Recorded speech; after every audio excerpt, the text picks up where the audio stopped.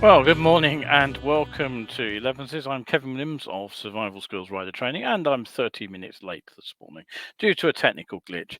This is show number 249. It's Sunday, the 26th of June. It's a fairly bright but breezy morning outside today, and I've got a fairly packed show for you. We will be looking at a shooting incident in Kent where two brothers have been alleged to shoot a suspected bike thief. A rider in Bexley Heath, just up the road actually, survived crashing into a huge sinkhole.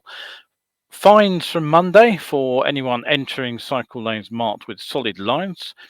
We'll be looking at the Lahore police, who are threatening to call for the suspension of manufacturing licenses for manufacturers of bikes who don't do something to update their security features. Quite a remarkable story that is. Colin has test ridden the Maving RM1. There's a twist to that story, which I'll explain later. We'll have a quick look at the new classic tracker from CCM and Criteria vignette confusion, and a bit of an update from me on that. So today's discussion point at the end, the BBC are claiming that driving tests are being sold for cash. Is there any truth in that? And what is actually the situation with driving tests at the moment? That's to conclude the show, so stay tuned till then. Just a quick explanation of the technical glitch. We've had a visitor staying and they connected something to our Wi-Fi this morning between me setting the show up and me attempting to go live on air, and it seemed to cause a DNS conflict. So basically what I had to do was turn everything off, router and everything, disconnect everything, and then reconnect everything one at a time to get a DNS label for my laptop, which was the one that got booted off the network. I hate sorting things like that out. It always takes time. Anyway, meanwhile, Clive and Paul have found me. I know Sue, I think, was looking for the show, but so hopefully you'll catch up, Sue, or look in a minute. Right, okay. So don't forget, if you've got any comments, questions, puzzles that you want me to address, do drop me a line. I will try to address them. Right, anyway, on with the show. Yesterday morning, I ran my first mini ride out into the Oxfordshire countryside. Now, unfortunately, nobody booked the first one up. Perhaps it was a little bit too early in there and a bit too cold. The second had to be rearranged due to a clash with a cycle event, which took place on exactly the same roads that I was planning to use. And I have to say that earlier this week, I was a bit dubious that we would actually get out yesterday because the forecast wasn't great looking. But they actually turned around later in the week, and we did go out yesterday. We had the dry ride, just a few spots of rain, literally just one or two in the 6 hours or so that I was actually out on the bike. So thanks for Paul and Angie for turning out. And sorry that Sam and Adam both had to cancel. Hopefully you'll make it onto the next one, you two guys. We had a very pleasant ride around a mix of roads in the Thames Valley area, mostly avoiding the busier A roads. It's not entirely possible, and it's not entirely possible to avoid towns either, but I did try to make the ones that we rode through attractive towns. And I certainly found plenty of less travelled roads as well, and some of them do run through some really stunning scenery. The lunch spot, I have to confess, I did stop at the wrong one. I stopped at the garden centre. I wasn't convinced it was the right place, and indeed it wasn't. The farm shop is actually about up to half a mile back up the road. I'll have to go and check it out next time I'm in the area and pinpoint it on my GPS. So anyway, as Paul and Angie were both headed in the opposite direction from me, rather than ride all the way back to Beaconsfield, we called it quits after our lunch. And I might actually revise future rides to offer the same choice. So anyway, next ride out will be a second attempt to head out to Essex. That's Saturday, 23rd of July. So pop that in your diary now.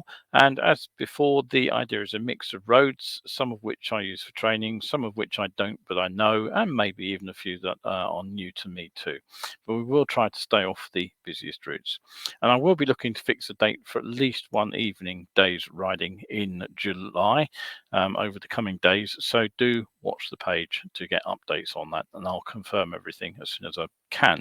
Now, next item is a shout out for an old friend, a forum friend, Layla Williams, and she is offering to help anyone who's interested in getting involved in track days a bit of a helping hand. Now, I'll put the link up for you.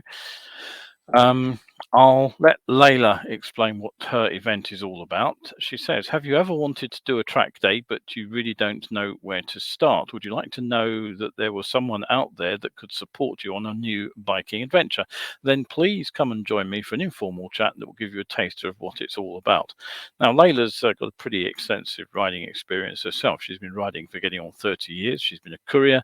She's gone off roading to El Salvador, Cambodia, and Thailand. She's ridden the Royal Enfield in Sri Lanka too. And she did her first track day back in 2004, so quite a few years ago now. And that was a few years before I met her on the forum. And a year later, she started racing. And she aimed to offer practical tips and advice to track day novices on how to go about starting out on the track. Now, Layla does say the session will be recorded, so it will be available later if you can't make it live. And the link to find it, I've just popped up on screen there, so do go along there. Quick thank you here to Paul. He says yesterday's ride out was superb, great selection of roads, highly recommended. Thank you very much indeed for those nice words, Paul. And yeah, I do hope we get a few other people along on those mini ride outs. Right, okay, having done a bit of housekeeping there, on with the news. Now, firstly, two brothers on trial at Maidstone Crown Court. Christopher Norse and Colin Norse are charged with attempted murder and possessing weapons with intent. Now, the case follows an incident when a group of suspected thieves were attempting to steal several motorcycles, including a Ducati and a Yamaha, from outside a house in Greenhithe in Kent. 4 bullets were fired from a Glock pistol, and 2 passed through the arm of Ross Eaglestone, one of the gang. He sustained what's described as serious injury. The jury heard that another weapon was also used during the incident, which was actually caught on CCTV. Both brothers have denied the charges, but prosecutor Martin Yale told the jury, whatever Mr. Eaglestone and the group were doing, that cannot possibly justify shooting at them at all, let alone in an effort to kill them. The prosecutor says the brothers deny being the gunmen. However, the Crown says the evidence points to them as the people who shot at Mr. Eaglestone and his associates. He said that the pair were forensically linked to the bullet casings recovered from the scene. The handgun used in the shooting was found hidden under a car parked a few streets away from Christopher's home. Firearms paraphernalia was also later recovered from Colin's flat in the car linked to the brothers. In the month leading up to the incident, the brothers had visited a shooting range in Texas, the prosecutor claimed, and the trial there continues. Now, also in Kent, another weird and wacky story. A rider has crashed into a huge sinkhole that suddenly opened up on a residential street in southeast London. And I'll just pop the photo up on this one. It's actually a link, so go and have a look at this when you get a moment. But it is fairly spectacular. The road apparently collapsed at around 9 p.m. on Tuesday.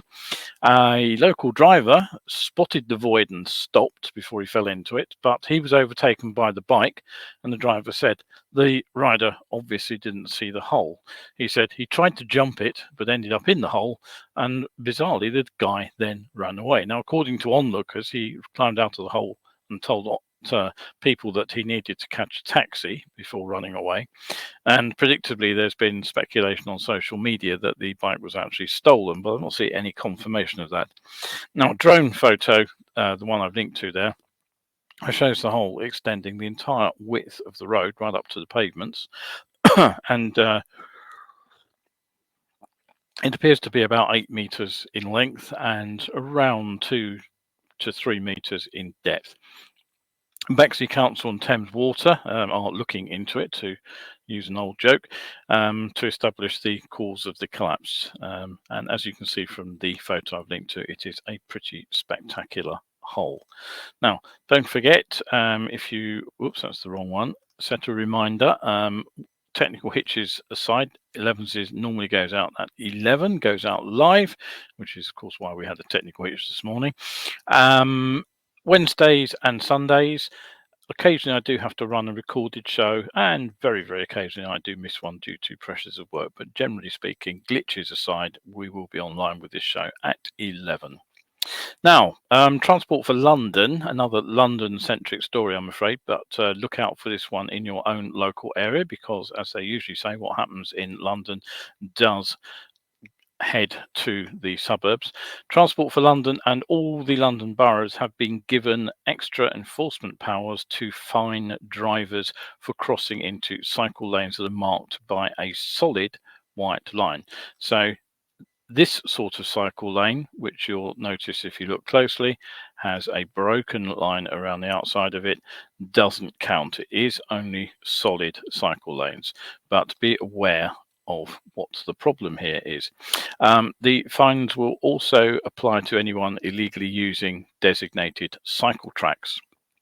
So remember, apart from pedal cycles and electrically assisted cycles, only rental e-scooters within their trial areas are legally allowed in these cycle lanes. Now, the new penalty charge notices apply from tomorrow, Monday, 27th of June, 2022. So all those people who are currently using illegal e-scooters and possibly even illegal cycles, the fully powered ones with a twist grip, they could find themselves stopped and issued with a fixed penalty. It's a fairly whopping £160, and it reduces to £80 if paid within 14 days. Now, which cycle lanes do this apply to? It applies to this kind. So again, let's have a quick zoom in on that one. You can now see the solid line around the outside of the cycle lane. Now, drivers have been banned from accessing these for many years, but so far this has only been enforced by police. The cycle lanes will now be monitored using CCTV, and the move is all part of TfL's action plan Vision Zero and aimed at improving safety for cyclists. The added powers for TfL and the London boroughs were actually introduced at the same time as local authorities outside England were given wider powers to enforce moving traffic contraventions. So that includes things like box junctions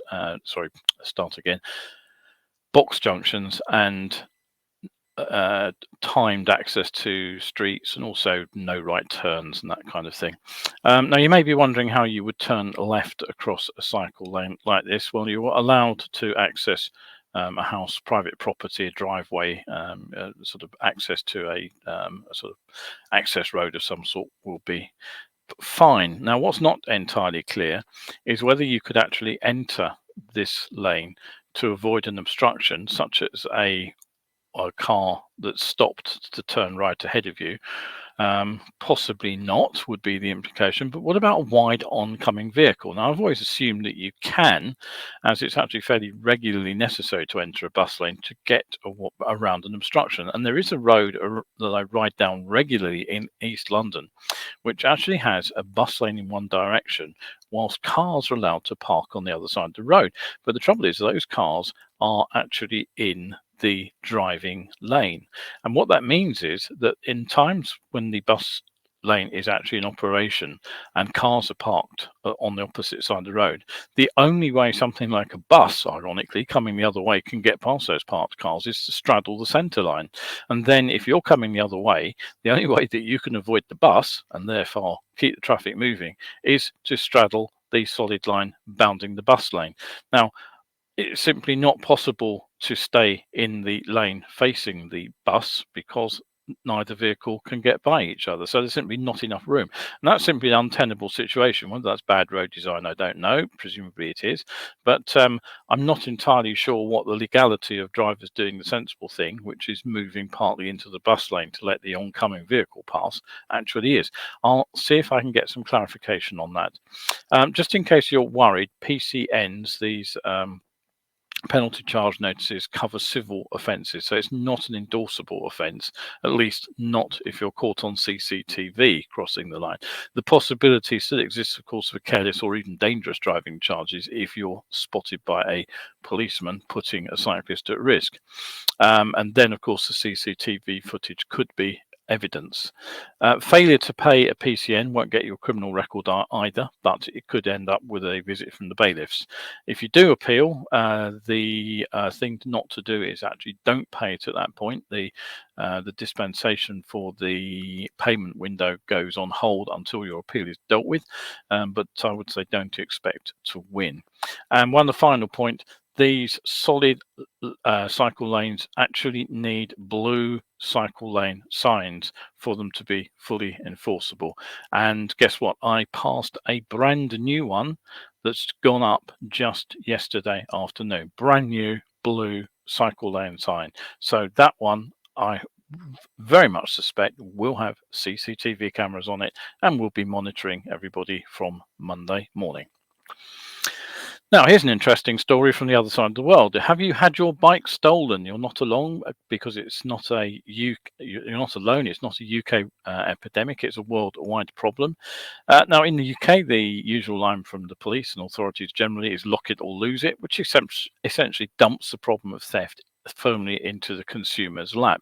But in Lahore, in India, police are actually tackling the issue in a rather novel way. They've actually told motorbike manufacturing companies out there to replace what they describe as outdated and obsolete security features with new technology. Now, manufacturers have introduced new security features in cars, but there's been very, very little done in the way of that to prevent bike theft. And in India, bike prices have gone up fairly significantly, as they have in many other parts of the world. And police said that organized bike gangs now see bike theft as, quote, the most profitable business in the city. And that consequently, the incidence of bike theft has increased significantly too. Now, a spokesman for the force said that in recent meetings, senior police officers have actually discussed the theft issues and observed that a major reason behind bike theft is that the decades-old security and locks and other features which are on bikes are either easily accessible to thieves or they can break them within seconds. And the spokesperson for the Lahore police cited steering locks, which he said are so compromised and weak they can be defeated with a firm kick. He also said that thieves are using a cheap circuit board connected to the wiring to start the bikes, which is an interesting one because I've not heard that before. Presumably that bypasses the sort of key coding. Now, 10 bikes of various brands were actually opened as part of a demonstration with just a pair of keys. So there's obviously not a lot of redundancy in the the lock design either. So a letter has been sent by the police direct to local manufacturers. The report cited Atlas Honda Limited, United Auto Industries, and Roadprints.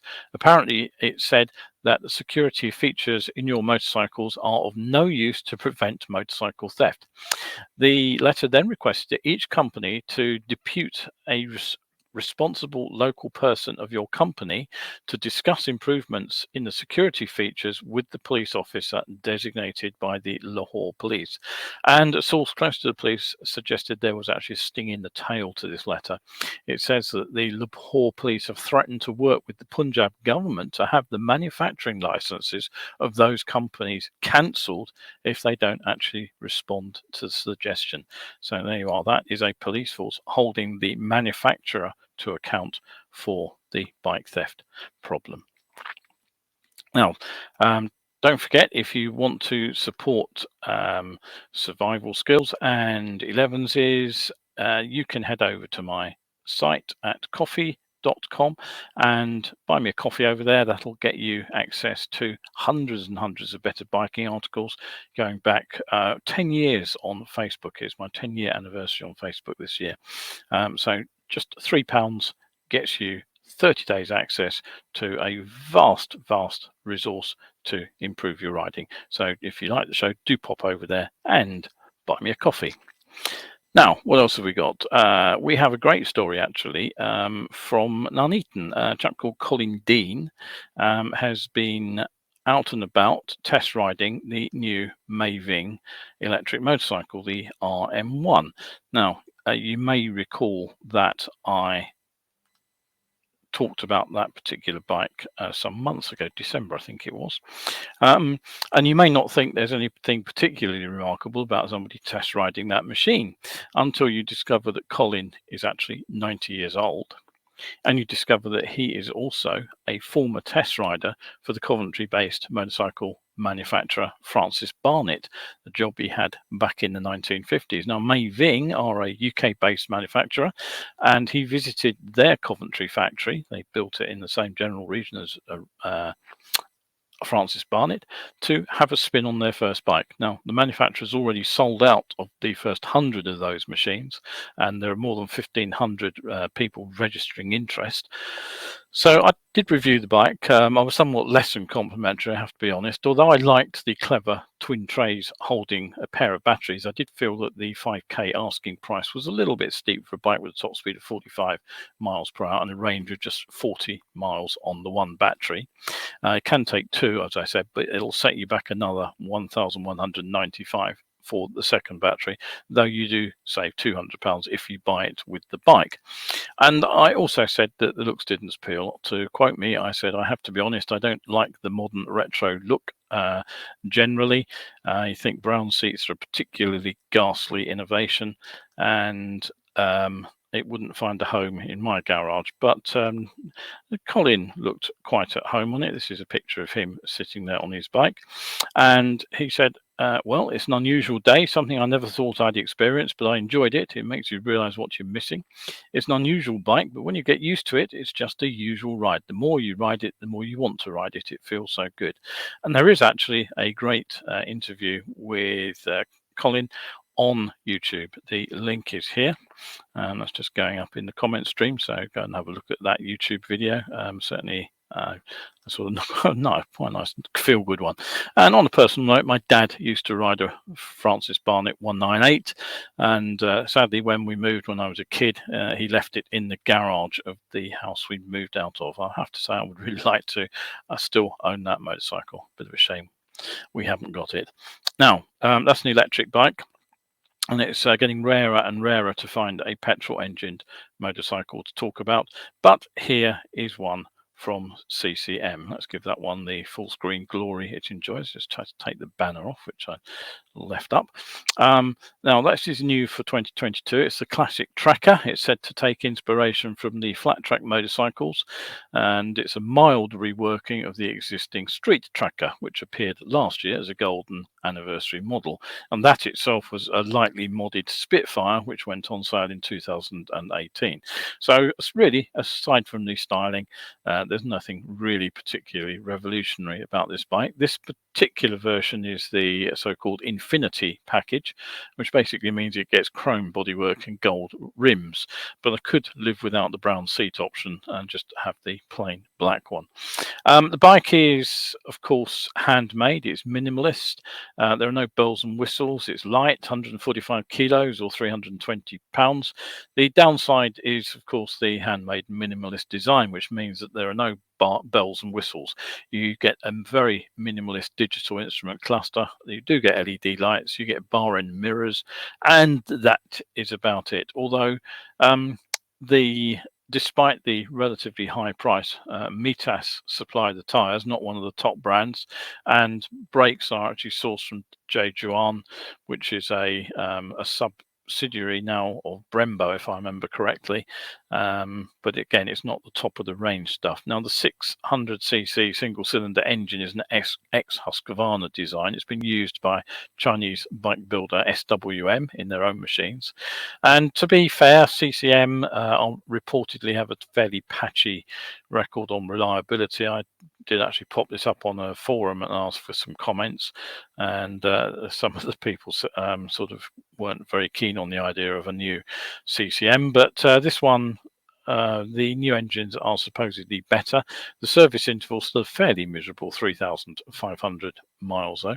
It is punchy. You get 60 odd horsepower, which is quite a lot for a 600 single. 58 newton meters of torque, which is 40 odd pounds-feet. There's the interesting power to weight ratio, and reports are that it is responsive all the way up to the 8,300 red line, which again is getting there for a big single. Handmade TIG welded chassis propped up on Marsocchi forks at both ends. You get a YSS budget monoshock at the rear, and you get 19-inch wheels front and rear, which will limit your tyre choice, unfortunately, which is probably why they've got those flat track style Mitas tyres. Now, how much is this going to set you back? Well, the classic tracker is 10,695, and that's the base model. If you want the chrome variant, just seen, you're going to be paying another £800 at 11,495. Right, okay. So quick story on the Critère vignette. Now, I mentioned that last Wednesday. It's required for older vehicles to pass into clean air zones in some places in France. Now, perhaps it was my story that prompted somebody to say that he just heard about it and went on to ask a question about it on a Facebook touring group. Now, he said, I'm off to Germany end of July via the tunnel. At breakfast this morning, I was told I now need a vignette for France. I've just Googled it and can't find anything. Can anyone enlighten me, please? I understand the Critère. I'll just be going from the tunnel along the A16 into Belgium. Don't intend on going into any towns. Now, we got a bunch of advice which range from good to indifferent. He got a link to the French government website. He got a not quite right. It's only for cities. It isn't. There are temporary zones elsewhere. Others confused it with the motorway vignettes which are needed in Switzerland and Austria. And there was a hopeful, you don't need anything. Well, it depends where you ride. In case of riding along the coast road, it is fine. You don't need a vignette. But basically, if you wonder how much you can rely on what you hear on 11s, the answer is I do try very hard to verify any information I pass on here by double checking stories against official sources whenever I possibly can. So the answer is still, as I said on Wednesday, the vignette is required if you want to enter clean air zones. And as I also said on Wednesday, the zone currently covers 3 cities, Paris, Strasbourg and Grenoble, plus 28 temporary zones where it can be switched on when the air quality is low. But I also said I'd check up on that. So now it appears that the low emission zones have been set up in 8 areas. Greater Paris, which is 40 municipalities, including central Paris. Greater Grenoble, which is 27 municipalities, including Grenoble itself, Lyon, Rouen, Rennes, Nice, Toulouse, and Saint-Étienne. And it looks like there will be new emission, low emission mobility zones being created in Marseille, Toulon, and Montpellier. Strasbourg is also still to be set up, as far as I could understand from the government website, which isn't the clearest in the world. Some of these zones have outright bans for vehicles not displaying the correct vignette, or those that are too old to enter outright. Some have a system that allows vehicles to enter and circulate on certain days, alternate days. So have a look at the website and try and get your information from there.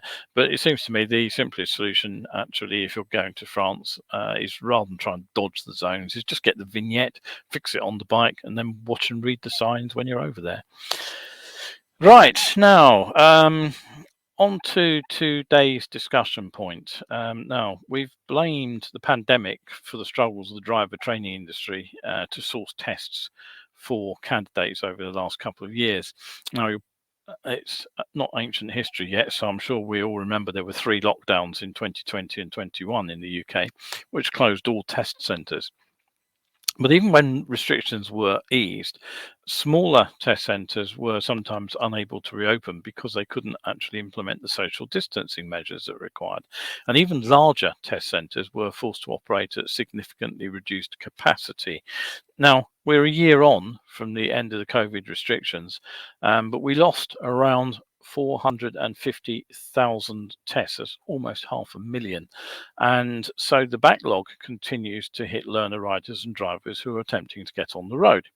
The backlog, of course, has also hit those attempting to book the theory test, not just the practical on road test.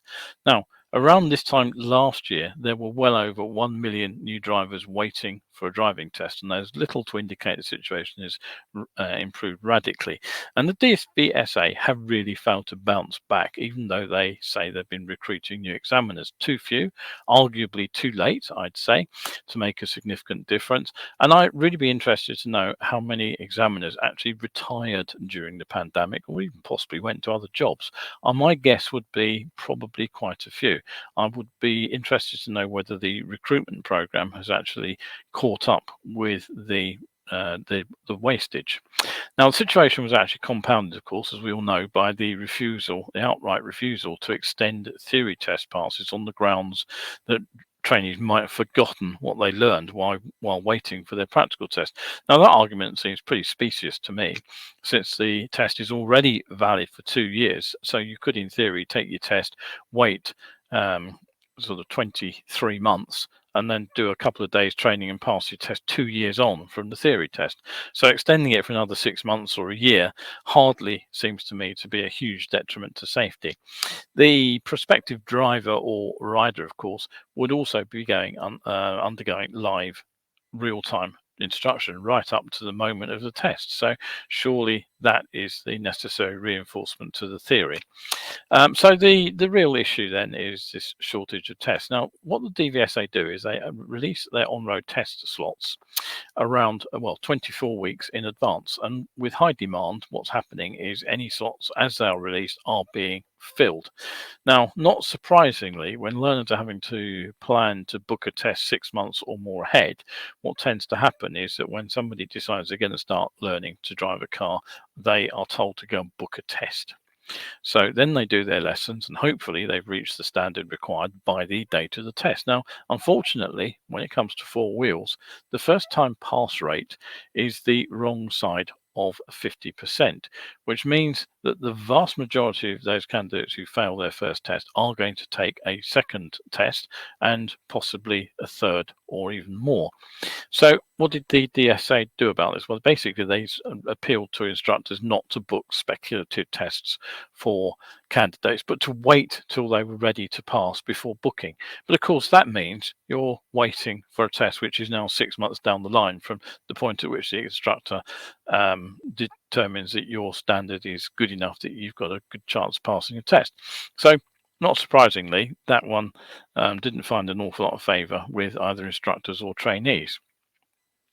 So, not surprisingly, what's been happening is that many of those who are in urgent need of a test, maybe because their theory test is about to expire, remember there's a 2-year limit on it, or maybe because they have taken a job or something that needs a vehicle to get from A to B, they are looking for cancellations. And many have discovered that one way to get a test is to book a slot at a test centre many miles away and then look for cancellations closer to home.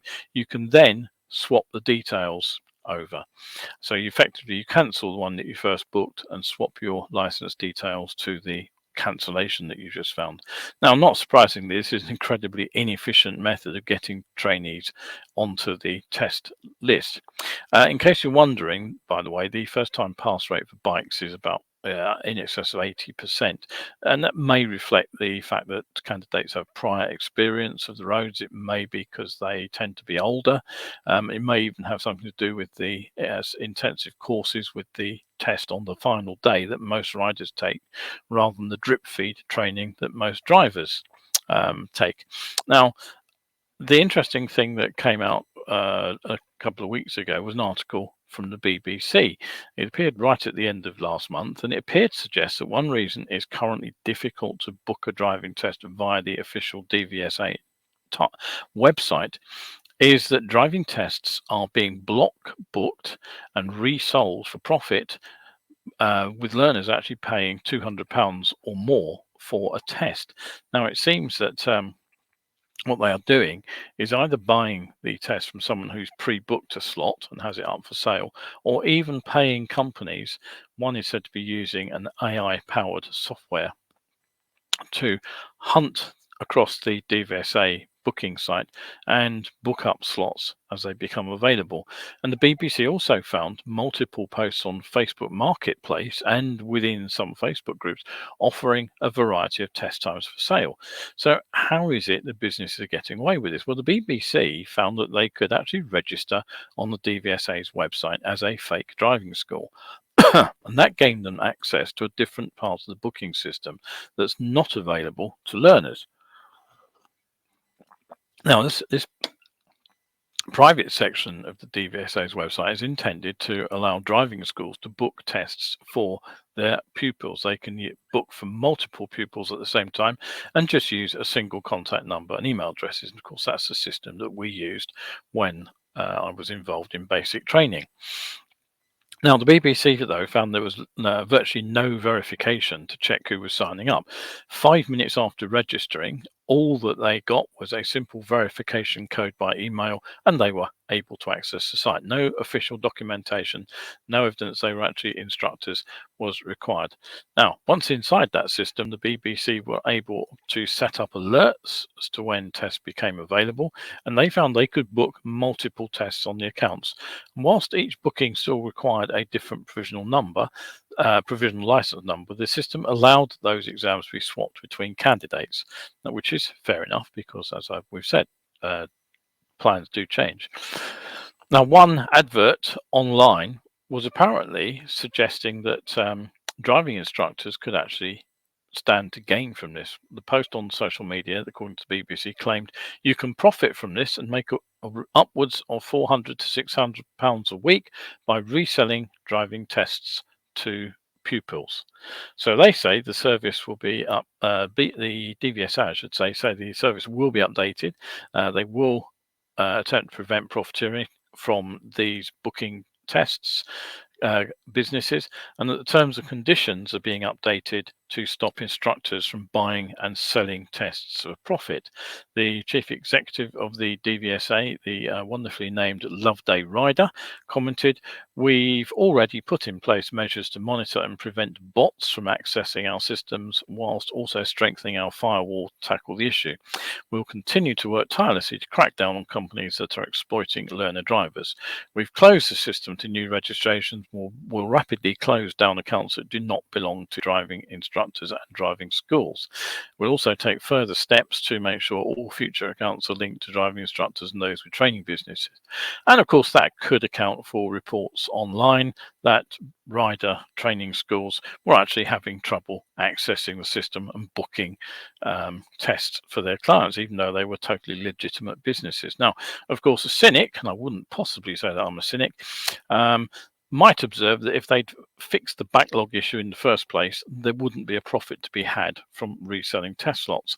Now, the DVSA have traditionally had long delays at some test centres, and COVID only made things worse. It didn't create the problem. Had the DVSA planned ahead and realised that the lockdowns would only exacerbate the problem, they could perhaps have begun the recruitment drive for examiners and possibly even started their training online during the pandemic, instead of waiting till we come out of the restrictions, by which time there's already a backlog.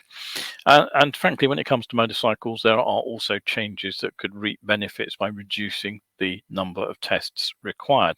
But let's get one idea out of the way first. The good old days of pass the test, ride anything you like are long gone. You're not going to see that system come back. Neither are we going to see the end of the three-tier license system, as some in motorcycle action groups seem to hope for, of course, if you count mopeds.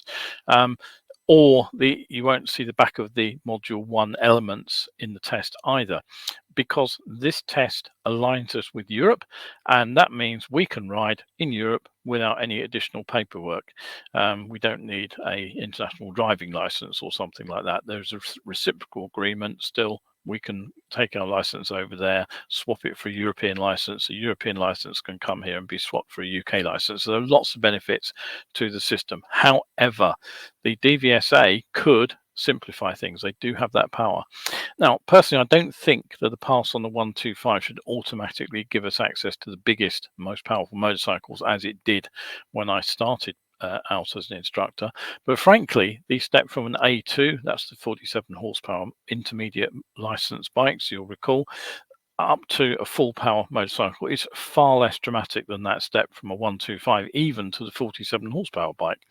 Now, it's always been conveniently ignored by the DVSA and the DFT that the EU directive did actually create not just the tiered license system, but it also offered the option for each tier to be accessed either via a test or via training. And that option still stands for the DFT now. And I see no compelling reason that an approved instructor running an accredited training course at a school which has all the certifications couldn't move a rider up from A2 to full A status after a training course without that rider having to take a test. After all, they've already proven that they can do all the things that they were required to do for the test to get their A2 license. Now, claims that standards couldn't be guaranteed are also fatuous, because if you think about it, the CBT is a legal document. It validates a driving license, a provisional valid license. It gets riders on the road for the very first time, and that is carried out entirely by approved instructors. So the precedent is there for instructors to be licensed to carry out the role of moving riders from one license tier to the next.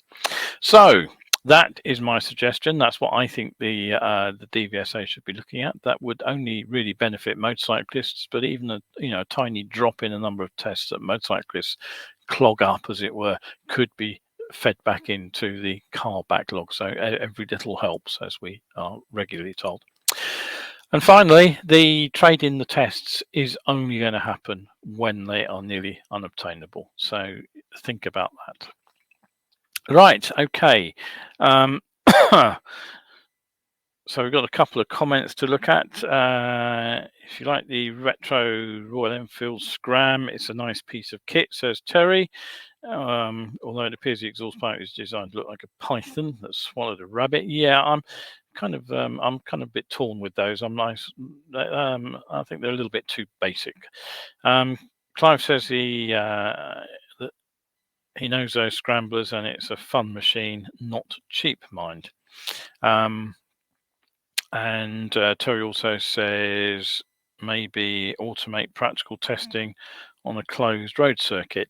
Well, it's an idea. There are lots of things that you could be done off-road before you got on the road, but ultimately the test is that you've got to see how good you are at dealing with traffic. Our CBT, our compulsory basic training, essentially takes the first steps in a closed and safe off-road environment. All right, okay, so next week it's the 250th show, so I'm aiming to run a bit of a special, and what I'm going to do is going to split the show into two. I'm going to look at some practical products that I personally recommend, some of the things that I've actually fitted to my bike, and I'll also look at some that I would recommend you stay away from. So make a date for that. Tune in on Wednesday the 29th of June, hopefully at the usual time of 11 rather than a disrupted 11:30. And if you can't be live here, don't forget you can catch the show on Facebook at any time, or more easily in my YouTube channel. Right, so that is it for today. Thank you very much again for looking in, and sorry for any inconvenience with the late start today. So don't forget, the special is coming up next Wednesday. If you are out riding today and enjoying the roads, don't forget, stay shiny side up.